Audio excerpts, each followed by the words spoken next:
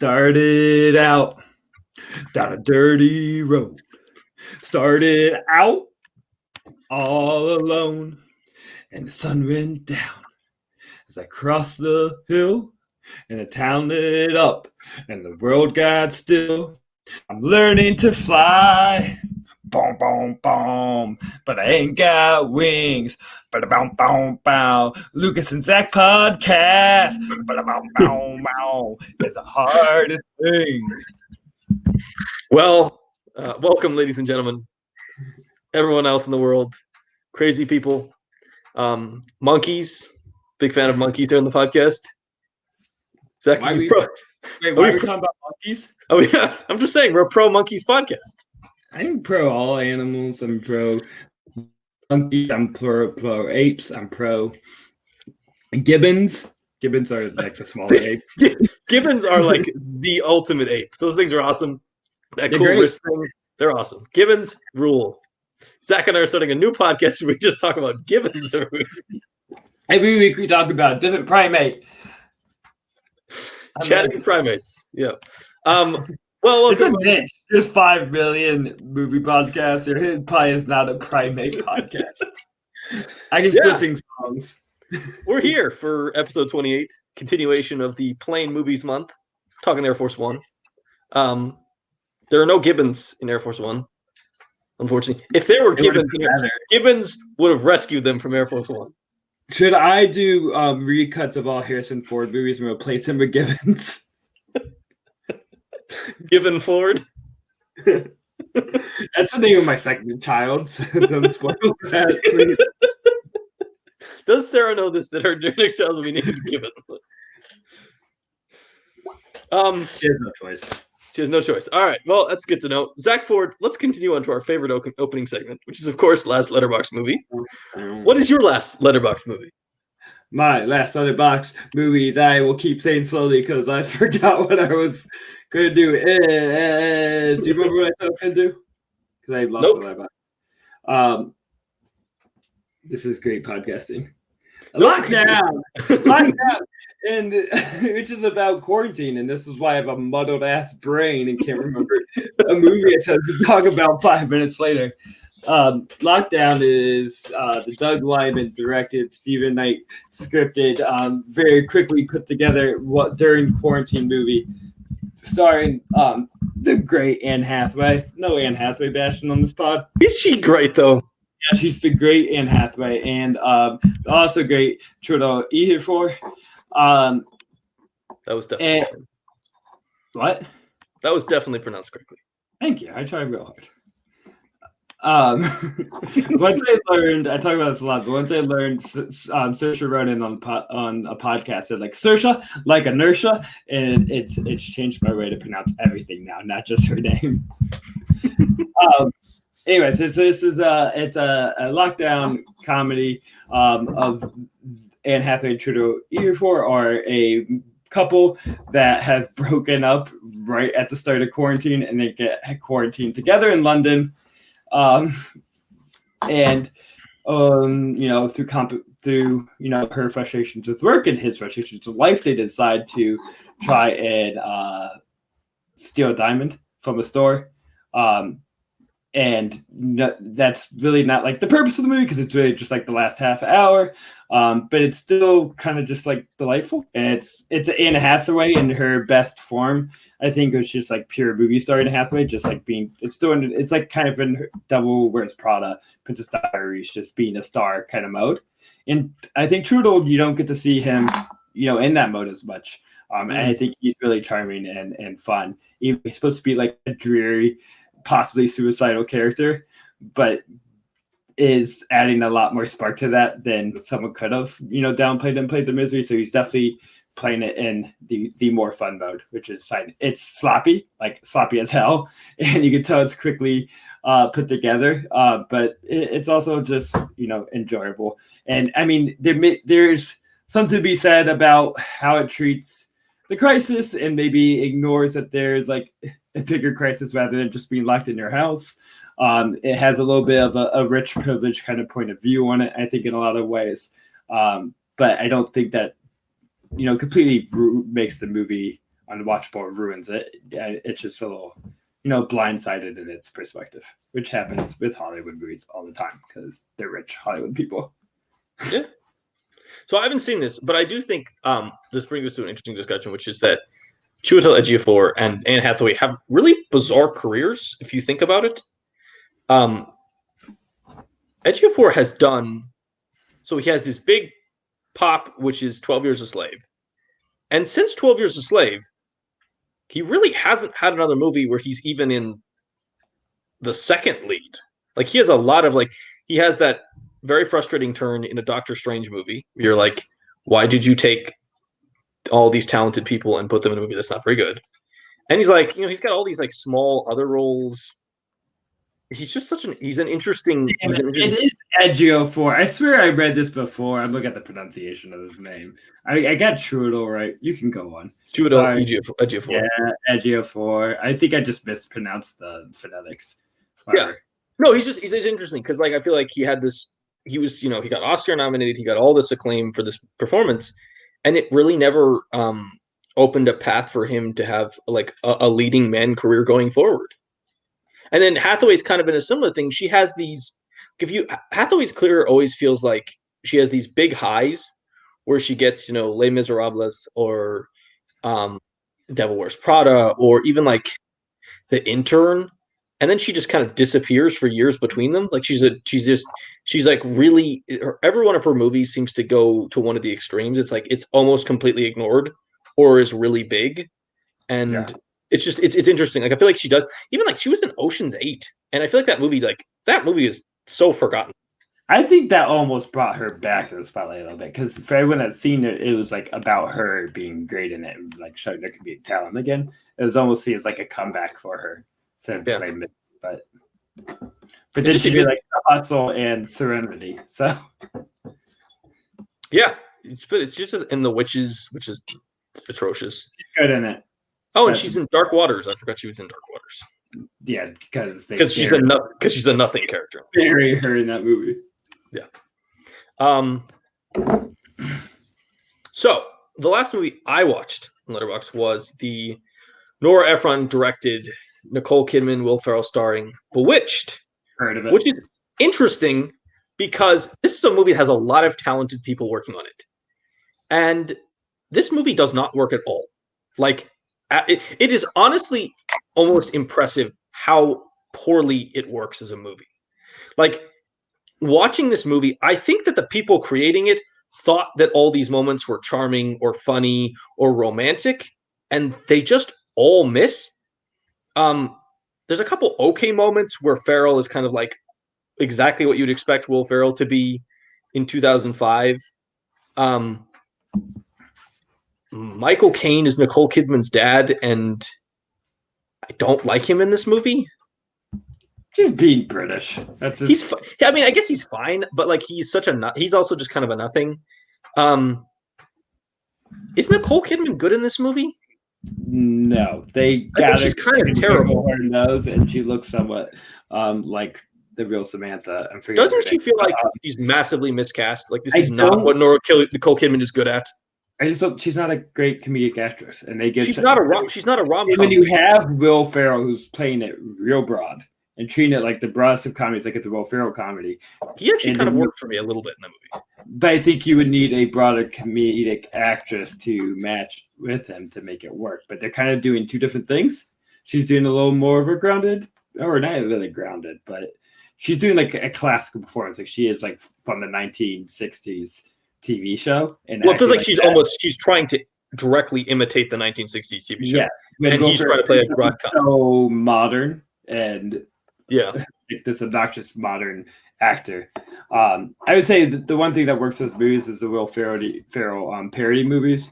There's the one about like the Sherpa. Great joke. There's some good ones. That's the only thing that works. But this is, I think, by far one of the worst Nora Ephron movies, probably her worst. It's the worst Nora Ephron movie. I think it's quite clearly the worst Nora Ephron movie. Yeah, at least her directed, because Hanging Up's also a disaster. I have notes in it. I think the Ferrell stuff only works because Ferrell gets put in a position to be exactly what Will Ferrell was in 2005, which is he's kind of good at playing it a bit of a dick, who's kind of a selfish. Like there's a little bit you see a little bit of his other performances in the movie. But this one's inconsistent. It's like they didn't know what they wanted to do with the character because he'd be like such an extreme dick at some points, but then maybe he's supposed to be a little more lovable and charming, and it jumps all over the place. And I think Nicole Kidman is just really badly miscast in this film. Like Nicole Kidman, great actress, really talented, very good in a lot of movies. Not good at, like, should not have been in this. Like, who should have been casted? Cast him now. It seems like if it wasn't her, it probably would have been Reese Witherspoon at that time. Just Sandra Bullock. I don't know. There's like people that could have done this performance. Sandra Bullock could have done the performance a lot better than Nicole Kidman could. She's much better at that rom-com lead. Like she just has the pedigree for it. Yeah, she has the experience doing it. Nicole Kidman is in almost every performance a dramatic actress. That's what she does. So it is a weird choice to try to put her in this movie. That was like a period where she was doing lighter things because that's right around Stepford Wives as well. Yeah, I also think that another thing that I not to ignore this. I think the script is kind of garbage. Oh no, it's a disaster. I don't know if they want to make Bewitched, but then they don't even make it about Bewitched, and they weird. Make it about the making of it is so contrived. It's just also weird. It's so weird because Nora Ephron, famous for really good scripts in her rom-coms, like you go look at When Harry Met Sally and You've Got Mail and Sleepless in Seattle. They have really good scripts, and just gonna double check to make sure. It seems like she wanted to make like a biting satire in Hollywood, but then Hollywood told her, but we also need this Bewitched movie be made. So can you like combine it together? I mean, that should not be a natural combination. Satire and Bewitched. Yeah. I don't know. I think this is a movie that you're right. It does feel like it's two things. Like, are you making a jokey remake of Bewitched in which it's an actual witch? Or are you trying to mock? Like, I don't think they ever really figure out what they're trying to do with it. Yeah, it would have been better if they made Bewitched starring the '90s pop band Bewitched instead of Nicole Kidman. Yeah, this long and short of it, this movie is really bad, like really, really bad. And so watch it right now. Actually, I think this is this is one of the worst movies ever made by a director who is usually quite good. Yeah, okay. I thought you were just gonna put a period. Worst movies ever made. It's not one of the worst movies ever made. I think it's one of the worst movies ever made. If you consider it the movies made only by directors we would consider good to great. Because she has a number of movies that aren't great. I feel like she has a very mixed career. There's other failures in there as well. No, there is. She has like 4, but Mixed Nuts is like more enjoyable than this. Like Lucky Numbers, but they're not good. It doesn't belay this consistency you're putting upon her that makes it seem like this came from nowhere. Oh, I'm not saying you can watch Lucky Numbers and imagine she's going to make up a witch. Sure, I think Bewitched is worse than Lucky Numbers or Michael. Actually, I like Michael. Pro Michael. No, I think Nora Ephron would be, because she has the 2 really big hit rom-coms in the 90s. I think Julie and Julia is quite good, and then she wrote When Harry Met Sally. I think that from somebody who is that talented, it is kind of shocking. There's not a lot of directors who make really great movies and then like multiples of them and then make a movie that is as bad as Bewitched. Like Spielberg does it. But Spielberg has a couple really bad ones. But if you have to divide her movies in 2 categories of one she wrote and directed and one she wrote and someone else directed, I think I would probably take the wrote and did direct batch. I think there's just that has something to say. Justice for Cookie is what I'm saying. Cookie's a great movie. This like forgotten, hard to find one that it is. But I don't. There's no like out and out failures in her early writing career before she started directing. Mm-hmm. Even Hanging Up, which is a disaster. She like barely wrote it. I think they just kind of put her name. It seemed more one that like her sister wrote. She does have a really. You're right. She does have a really rough stretch. Like post You've Got Mail and before Julie and Juliet, she has a pretty rough. That's not a good run of movies in a row. Like she has some rough ones. Yeah. Like she does Lucky Numbers and Bewitched back to back, which are neither are good. Yeah, Julie and Juliet was a comeback.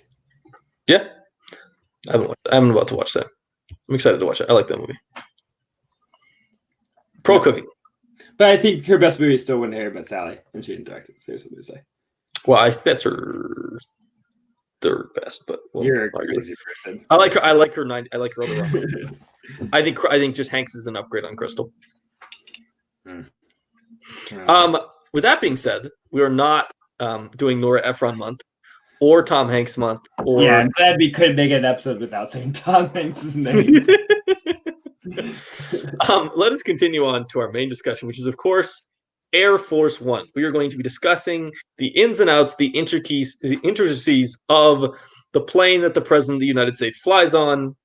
We're going full planes month and just not talking about movies at all. And we're going to talk about planes. Yeah. Zach Ford, will you give us the I plot know summary? a lot about planes. The plot summary of American Airlines' new aircraft, the B-17. I would like to just know the history of the Air Force One plane, all the different iterations, maybe the different colors of upholstery. That would be nice to know. Yeah, so Herbert Hoover, he arrived in France. He's like, my arms are so tired. And they're like, don't worry, Hoover. We got something for you. It's called a plane. And he says, it's the first one, the first plane. It's the Air Force One. That's a really bad pun there. And then I have a question. Yeah. When you say his arms were tired, did he like row to France? Is that why his arms were tired? He flew all the way to France, so his arms were tired. Come on. Get a hold of yourself. That was so bad. I didn't even understand it. It's the classic joke. The classic joke. All right. Give us that. Show's over. Thank you. Learning to fly. We're actually here to talk about the Harrison Ford starring Wolfgang Peterson directed Air Force One, which Zach Ford will now give us the plot summary of. As usual, you are permitted to say plain stuff rather than explain. Harrison Ford is the president of the United States of America on real life at the time in the 80s. I don't know if you guys remember history, but he was president throughout all the 80s. He leads, or not leads, but like gives his like go ahead for this mission for US to intervene and arrest this guy from some country. Is it from Kazakhstan? I was real confused. He's from Kazakhstan, yes. Yeah, Kazakhstan gets a real rough work in movies these days. It's also weird because they do Kazakhstan and then sort of act for the rest of the movie like Kazakhstan was part of Russia at some point. That's why I was really confused, and so a lot of that didn't make sense. So I'm just gonna say from one country, and they did it for this other country, and then they arrest him into that country and keep him in jail. Harrison Ford goes onto a plane because he's the president, and they need to take him places, and so Gary Oldman plays a Russian man, and they disguise themselves as a Russian film crew. Maybe he's Kazakhstanian. Or Kazakhstanian. Either way, he says he's Russian. That's how they get him to the plane. It's always the Russians, guys. And turns out they're there to hijack it with the help of a Secret Service man to take it hostage, try to convince the U.S. government to convince whatever country is holding their like rebel leader free. Mm-hmm. And Harrison Ford is like hiding along the like shadows of the plane and go, guess what? President's still here. They thought he was gone in an escape pod. He like punches people. He does like president action moves. It's like Bruce Willis from Die Hard became president. That's what he's doing up on this plane. It is Die Hard on a plane. They shoot some people, they shoot some valuable people because they weren't getting what they want. Harrison Ford somehow kills most of the guys except for the Secret Service man to the last second when they have to like propel down from one plane to another. I'm skipping the fucking plane battle where a guy says, I'm going in, like he was jumping into the pool, but really what he was doing is throwing his whole plane in front of a missile. Yeah, that's a crazy moment. We'll talk about that more after this plane battle as like Russian or whatever country's planes are trying to shoot them down. They get rescued by U.S. planes because the Air Force One is running out of gas. So like, let's just abandon this shit. So they have to repel. That's not repelling. There's a different word for it. repelling to go down, like zip line. It's like a zip line. From one plane to the other. And just as they're about to get free, Secret Service man is like, "Guess what, Harrison Ford? I'm still here." And they just kind of like tug of war over the zip line until he's able to like break free, and then the guy crashes into the water on the plane. I feel like you could survive that. They're really pretty low. Also, he should just jumped out. Like he was close, and he could just jumped into the water. It was not going too fast. This is a valid point. Anyways, they live happily forever after. Harrison Ford serves 8 terms, breaks the laws, just because we need our protector in office. That's Harrison Ford. The end. To correct something I said earlier, I looked this up. So Kazakhstan was the last part of the Soviet Union to declare independence. Okay, so in 1991. Although it's still kind of weird that they want to rejoin. 97. There's a weird part of this movie that doesn't. Let's jump into this. This is part of the discussion I want to bring up, which is that this movie has these weird pseudo-Soviet politics that you see in action movies where it doesn't really make a lot of sense. So the Gary Oldman character is attempting to rescue. What are you laughing at? I just looked at the notes for the first time, and he's right, a female VP, like it's not allowed. Like how that would never happen. But this is like the weird Soviet era politics that you come to see in these movies where it's kind of nonsensical. So at the beginning of the movie, Russia and the US collaborate to capture the dictator Radik of Kazakhstan. Why the two countries are invading a tiny country with no resources like Kazakhstan is beyond me. Like Kazakhstan doesn't have anything. They're not a country that is particularly dangerous to us. They just get picked on because like nobody really is aware of where they are. So I just think they're a country that's real but sounds like they're fake. So that's why they get put in a lot of movies.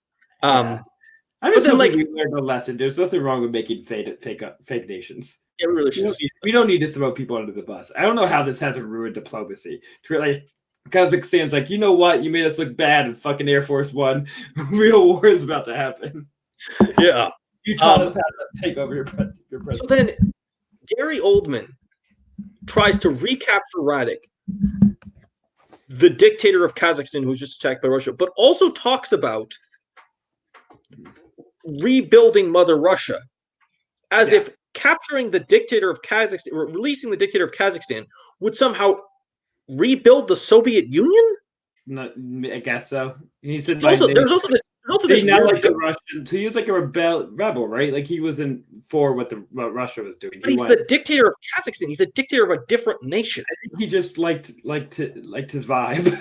I just think this movie has nonsensical politics. Like if this movie to make sense, Radik would need to be some kind of opposition person in Russia who would take over Russia and then rebuild Mother Russia. I don't know how there's also weird insinuations that Radik is somehow going to rebuild the Soviet Union. I don't know how the guy who's the dictator of Kazakhstan is going to rebuild. Like this is like the class. It's kind of classic 90s action movie politics in that it is nonsensical, and what it sets up is U.S. versus Russia because that's what they want to do. But it tries, I think, real hard to think it's saying something, and because I feel like they don't need any of that. They can make it so much simpler because it doesn't matter. But they make it so complex because I think they're trying to be smarter than they are.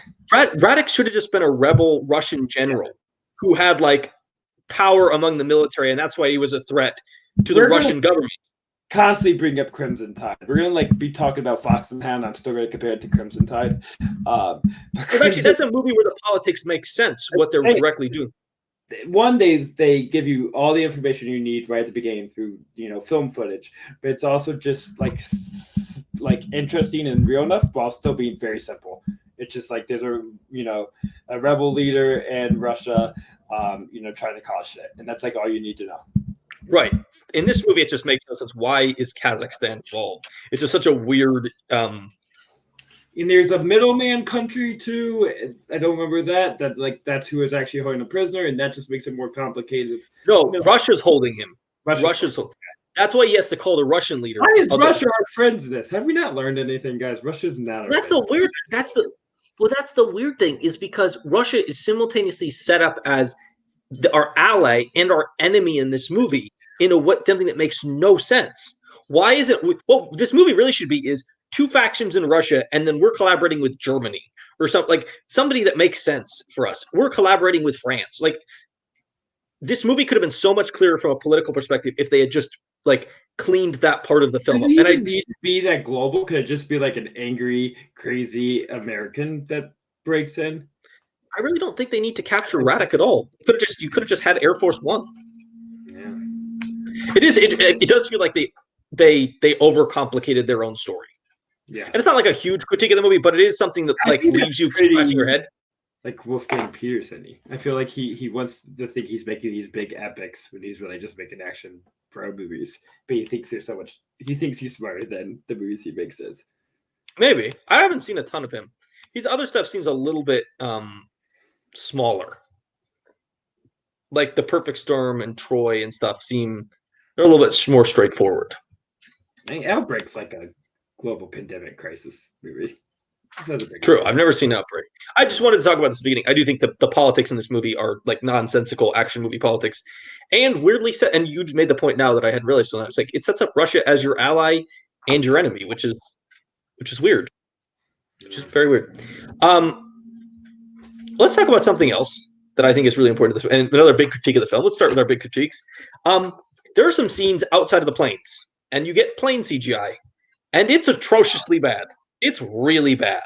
I don't care. I'm like, I'm watching a 90s action movie, and it didn't bother me that much. It's bad. It's bad in Titanic. It's bad. No, I mean, it's simultaneously, I think, a large, obvious flaw in the movie, but it also doesn't really impact your enjoyment of the movie. It's just something it's something you have to touch on and be like, there are scenes outside this movie where there are planes, and they have that shiny plastic look that you see with bad CGI from the 90s. I think the time I noticed it the most is as Air Force One is about to crash into the water, and the like Secret Service man is like hanging out sad and lonely in the doorway. It just looks like he's just kind of like floating on the cartoon. And I think I noticed it every time they had the fighter jets show up, and it looks like a video game for a couple seconds, and you're like, this looks really bad. But that whole it's like a video game, so that makes sense. But it's also basically the whole scene's real funny. We need to talk about Harrison Ford. We can't. Yes, Harrison Ford is the reason this movie works. Yeah, one believable president. I think other than him, like, knocking the shit out of people is not believable. But as far as they try to set it up though. They try to tell you he was a fighter pilot in Vietnam. They try to give you some information to. He's not just like a bureaucrat who randomly started punching people. They try to give you at least the small semblance of reality of like, okay, he has some training. Okay, this kind of makes sense. Like, explain enough, don't overthink it. Just enough for us to buy it. Yeah. But he has the look for sure, the demeanor, the idealism that matches the movie version of what a president should be. Mm-hmm. I think he can emote pretty well, like the nobility in a way, or the honor.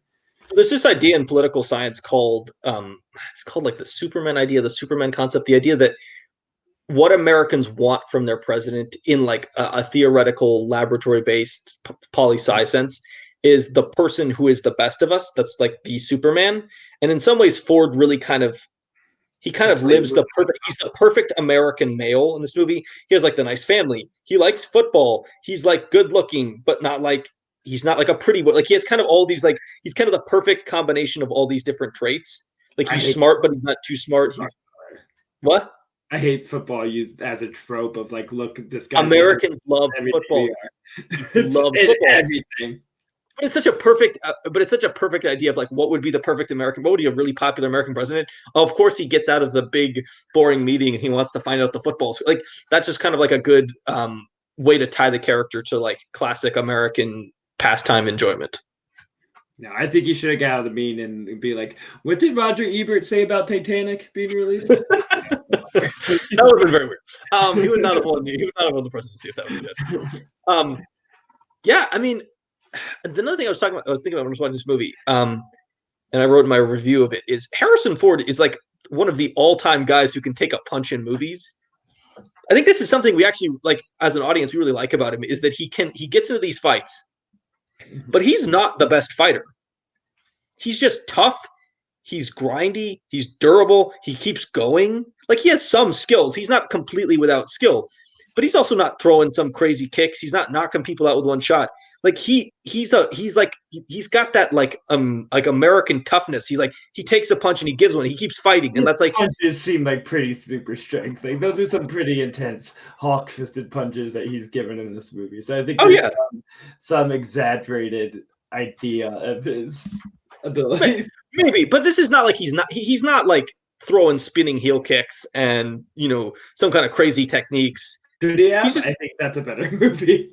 I don't know. I think this is just like the classic Harrison Ford. He does this in Indiana Jones, where he gets into these fights and he kind of just wins them off pure like toughness and grit. Like, he just won't give up. And I think that's kind of like, it's a really good trait to tie to your president in this movie, is like, the president is not the best. He's just the guy who won't give up. He won't surrender to our enemies. He just keeps fighting, even if he's taking punches. Like, he just keeps fighting. And part of it's that like classic gruff side that Harrison Ford, like, he gets hard punches, like, let's keep going and like fight through it. I think Harrison Ford is the only person who was a grumpy old man when he was in his 20s, and he's just kept that going. But it's like the most endearing grumpy old guy. Yeah, he was just prepared to be president. That's why he like could have been president as a 28-year-old, because he still had that kind of gray, silver fox gruffness. But then he finally aged into it in '97 for Air Force One. Perfect timing for his career. Yeah, he's really good in this movie. Probably the best thing about it. Yeah, and he also just gets the tone, which is very important. I think he can combine the like serious, presidential, global, political crisis aspects of it, while also be like, I'm also like fucking diehard and I'm going to punch people. Yeah, and he can do the serious with the fun, kick-ass, dumb action. Well, it's like the perfect like. He's done this his entire career, is that he is sort of an action star, but he's a much better actor than most of the action stars of his age. Where it kind of grounds, it kind of keeps it from. Yeah. Like, if you think about it in context, the Indiana Jones movies are sort of action movies, but he's also an archaeologist wearing like glasses and a suit. Yeah. So like there's like this kind of this, in an era where, the action stars are wearing no shirts and have massive biceps that are like huge monsters. Indiana Jones and, Han Solo and all his characters, he's always kind of pulled it off by being this action guy. But also then he goes and he does like Witness, and he does like really good dramatic performances on the side. So I think that's kind of like, this movie is the perfect combination of, he can do the action scenes, but he also he never seems to, there's never gets that moment where it's like, oh, he doesn't care about the fact that his family is in prison, and like, if this plane goes down, that would be really bad. Like, he's good at modulating those two things. Yeah, I mean, there's few other action stars that would be believable as a president, because they're just so into the macho mode. And like, imagine, like, if Bruce Willis was in this role, you can't buy it. I don't think you. Yeah, because you don't think Bruce Willis is reliable. You don't think Bruce Willis is competent. He doesn't have the like bravura that Harrison Ford can carry. Yeah. Well, Harrison Ford also has that, like, he's always had that intelligence to him. He plays like, you always think, oh, this guy's smart. Even though he doesn't have to do like Indiana Jones and other movies, he always seems smart while also being kind of rugged, in a way that like Bruce Willis doesn't seem like the smartest guy in movies. Like, he thinks he could do it. Stallone, Stallone's like, that should have been me, and that would have been a disaster. Stallone would have been a disaster. Schwarzenegger would have been a disaster. Is there any other action star? Schwarzenegger, the one who's closest to actually being the president. He could never be president. Ford's closer. I'm just saying the closest. He still has been the closest. Yeah, fair. Is there any other action star at this period that could do that? I'm not as well versed. Do we count Nick Cage as an action star? Sure. Could he do this? No. He has no sense of grounding, but I think in the 90s, like, he could have still brought something to it. I think Nick Cage, his career is, the 1990s is controlled craziness, and 2000s on is, the craziness is just out there and he doesn't control it anymore. Yeah. I think it would be a different movie, but work in its own right. But it would be much more like a face-off and almost laughable, which Air Force One's half laughable in a fun way. But I think it would go full of that vibe. But I think it would still work. It would just be a different movie. I guess Denzel Washington, maybe. But I don't know if he was an action star at this point. Yeah.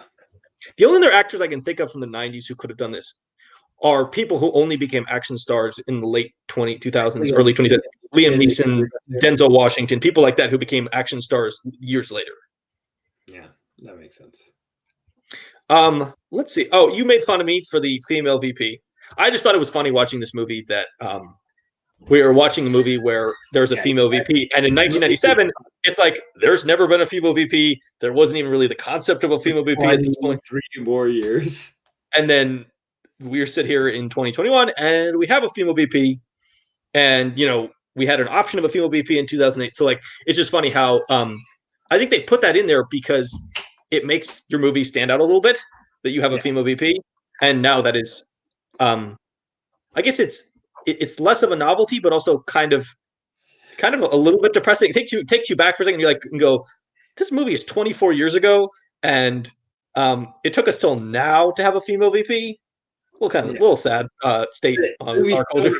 For us, a female president, and a notable one at least. Maybe there's one that I don't forget exists, but this is when Hollywood acts like they're progressive. Like, we imagine the world with a female VP, but they can never go too far to give you a female president.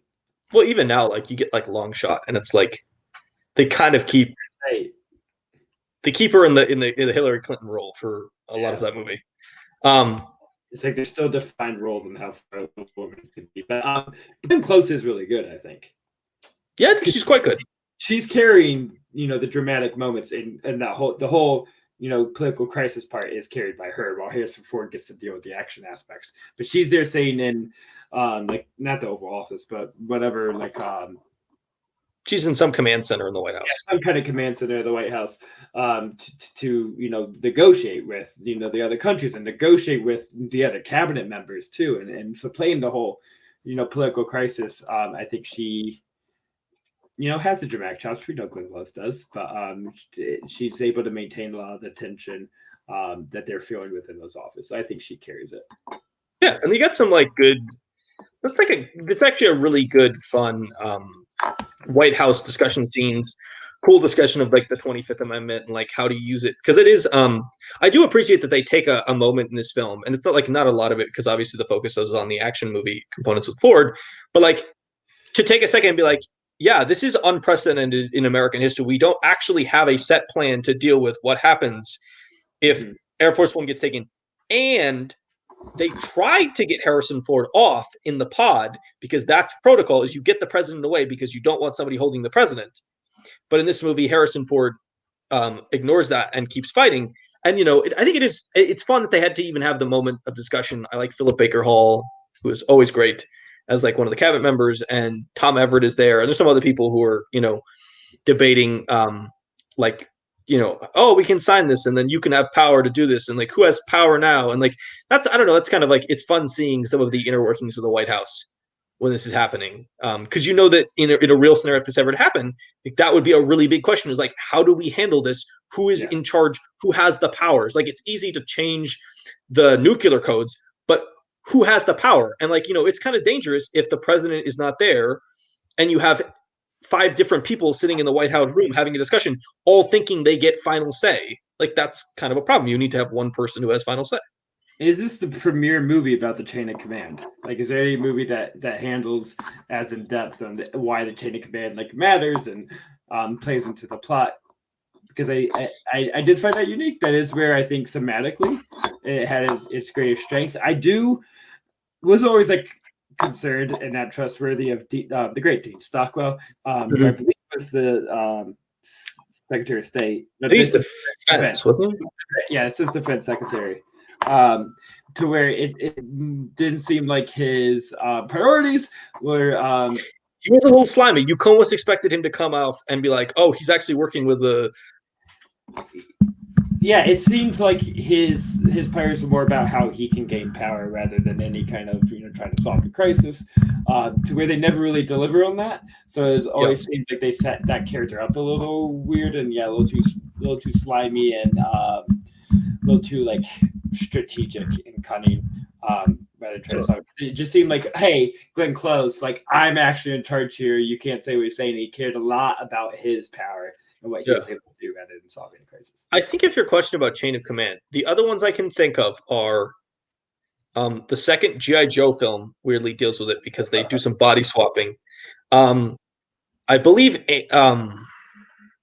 Angel Has Fallen, the third in the Gerard Butler movie, has some talk of the chain of command. I believe also White House Down has some because this movie Obama ends up with Channing Tatum in a hallway. So my answer is the premiere movie about Yes, training.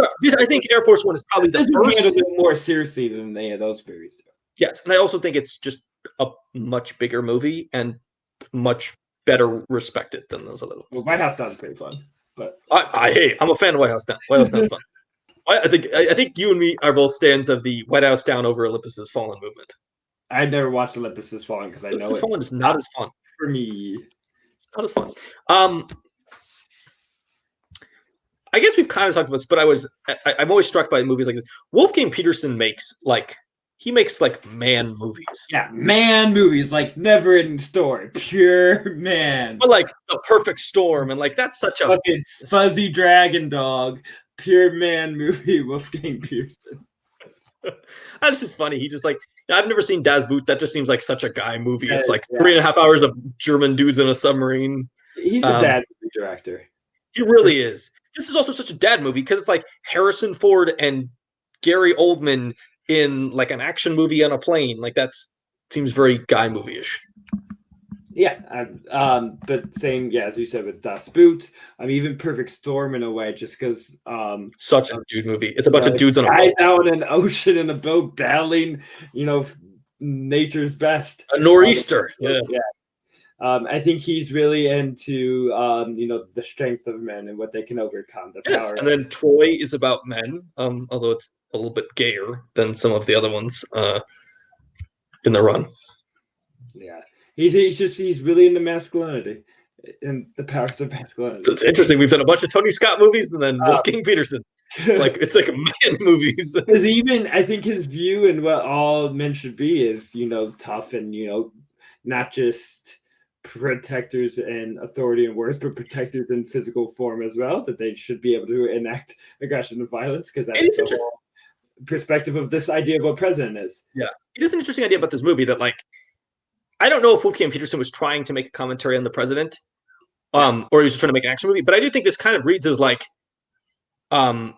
maybe the president should be more capable of doing things themselves rather than relying on other people to do stuff for them. Like the idea of this movie is maybe the president should be able to man up and fight back for himself rather than making the Secret Service or making the soldiers do it or making somebody else do it. Like this movie is about the president taking over and saving himself rather than relying on others. Yeah, it's truly like the president needs to be the best of the best in all possible concepts of what that means, including best of physical survival. Even they all see him as that, because even though they don't know them playing, they're our only chance is the president now. They know he's gonna come and punch some fucking skulls. It's interesting.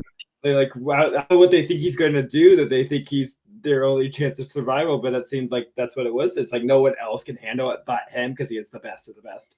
Well, everybody else is captured. He's the only one there. Yeah. It's interesting. This is the Bill Clinton era. This is a Bill Clinton era movie. Yeah, they definitely Wolfgang Peterson thinks Bill Clinton is a pansy, and that's what this movie is about. I think pansy is a derogatory term. It is. Way. Sorry. He thinks he's a wuss. He thinks he's a wuss. I think that also might be a derogatory term. I think it's less directly. He's a coward. A coward. It is interesting though, because Bill Clinton's an interesting guy in comparison to a lot of the presidents we've had over time. To be this person can't handle stuff. Bill Clinton is relatively young and kind of a big dude, versus he's certainly not the most frail president we've ever had as a commander in chief, especially not in recent years. Yeah. Do you think that we should have higher physical requirements for our presidents? Should they be able to? Should we have them go through fighting contests during debates? After they debate, they have to box each other.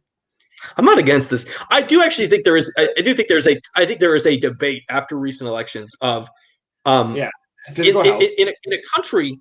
Well, not even just physical health, but physical health as it relates to mental health and mental acuity and dexterity and ability, and just be maybe we as a country that prides ourselves in the best should not elect the elderly to lead us, considering we know based on science that from a cognitive perspective, those are not the most cognitively there people. Like they have a lot of, maybe I'm not saying we should go out and get 25-year-olds in their, cognitive prime, but I'm saying there probably needs to be a better balancing of experience and then cognitive ability. I think we should not want our presidents to be at an age where in any other profession would like it's time to retire now. It is a weird. We've had a lot of retirees this president. Do you think that if they did a physical test, that Kamala would be our president now? Like she's the only one that would pass?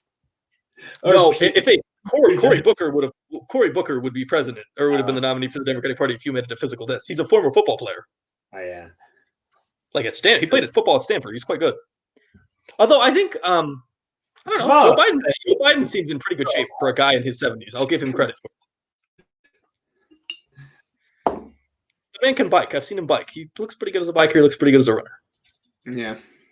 Actually, I think this really brings up an important discussion, which is we should just elect Major Biden as the president, and we should have a dog president, because that would be awesome.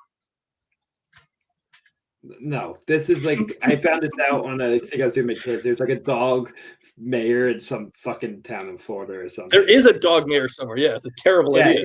You just said dog president. He'd have a great cabinet around him. Should Airbud went straight from basketball to being president? No, because the dog could lean on Janet Yellen and Austin for help when he needed it. Just be a cool figurehead, like the Queen. Make it a queen, but doesn't have to be the president. I think president should just be the queen at this point. Let's get rid of that. Well, then okay, but like then you go to Europe and it's like, well, they just have a prime minister, which is basically the president, so it's not that much different. Yeah. But yes, there is questions. I think this movie. I don't think Wolfgang Peterson is actually saying anything. I do think this movie. I don't think he means it. Not saying anything intentionally, but he definitely thinks that the ideal male that also could be president should be able to kick ass. Like the president should be a fighter. I think is his message from this movie. Yeah. Yeah. Let's talk about the chaos of the plane takeover. This is something you wanted to bring up. It is. I'm going to see if you get this. It is really hard to track for a little bit there. I had to rewind and watch it again to try to figure out where everything was happening. I agree, but I think it is effective. No, I think it does work. I think it works from a mood perspective. I think I was trying to track it as like a viewer who wanted to talk about it in a podcast. Yeah. But I think from a mood perspective, I think it works because it throws you into this plane and you think it's all safe, and then anarchy erupts. Yeah, I think it keeps it. I don't want to say realistic, like you're afraid of plane hostage situation, but it kind of puts you in the perspective of the passengers on the plane of like just shit's happening. You don't fully understand it. Like they're not fully aware of what's going on. And we, even as viewers, like aren't fully aware. We see this like Secret Service, like spy guy kind of shoot all the other Secret Service men. So I had to rewatch that because I didn't realize he was a Secret Service guy. I thought it was just some random person until I watched it again. This is something I think about a lot, and we'll talk about that later. So you understand that like violence is taking over, but where everyone else is coming from and who's safe, who's not safe is all left up in this cloud of confusion. And that would be the same thing if you're a passenger. You have that all uncertainty. Like, do I need to be scared? Do I know what's happening? And I think the chaos it creates a lot of tension, creates a lot and a level of excitement. And I think I get more out of that than watching fist punch that's more clear, I think, because tonally it adds an aspect to it. I do have this actually brings another question up. Why did that Secret Service agent help the Kazakhstani people? They never explain. They never get, because even at the end he says, all just to protect the next president. Yeah. Like what? Job. But I do think about often, like, how have we not, like, it seems so easy that a Secret Service man can just be like a spy or turn around easily. They like are standing right next to the person. They're willing to sacrifice their lives. It seems so easy, and I think about this all the time. Every time I see a Secret Service man next to someone, I'm like, I don't trust you. I don't trust you one fucking bit. I think the difference is too much access. Under the amount of like oversight and suspicion they are constantly under probably makes it really hard for them to pull it off. Like I'm pretty sure it's like part of what Homeland is. Like he was a Secret Service person in Homeland that was trying to kill the president, but he was still like brought so close to the president as a military member that was. I do know that when Biden was being inaugurated, there was some discussion about how they had to reassign people who worked for Trump because they were concerned about their politics being too closely aligned with Trump to make them proper protectors for Biden. So they had to